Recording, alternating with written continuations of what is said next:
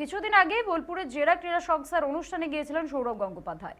সেখানে মঞ্চে উপস্থিত ছিলেন অনুব্রত মণ্ডল। সম্প্রতি অনুব্রত মণ্ডলের গালিগালাজ ভর্তি ফোন কল সাড়া ফেলে দিয়েছে গোটা বাংলায়।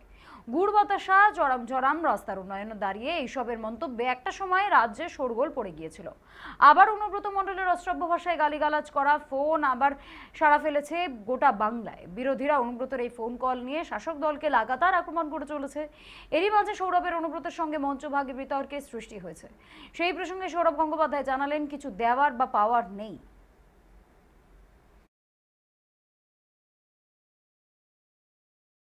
মানে আপনার সঙ্গে এমন কি দরকার পড়লো অনুব্রত মণ্ডলের, এইটা নিয়ে খুব সোশ্যাল মিডিয়ায় ভাইরাল হয়েছিল। আমার সঙ্গে যেই স্টেজ শেয়ার করে তারই কি দরকার পড়ে না তো।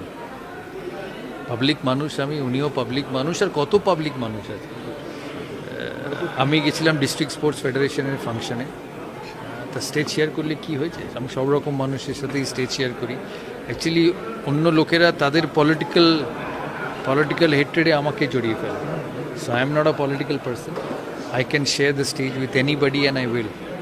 আমার কোনো দেওয়াও নেওয়াও নেই, পাওয়াও নেই। দেয়ার ওয়াজ নো রিজন স্টেজে একসাথে। এখানে কত লোকের সাথে আমি আছি। I am a public person, so doesn't matter.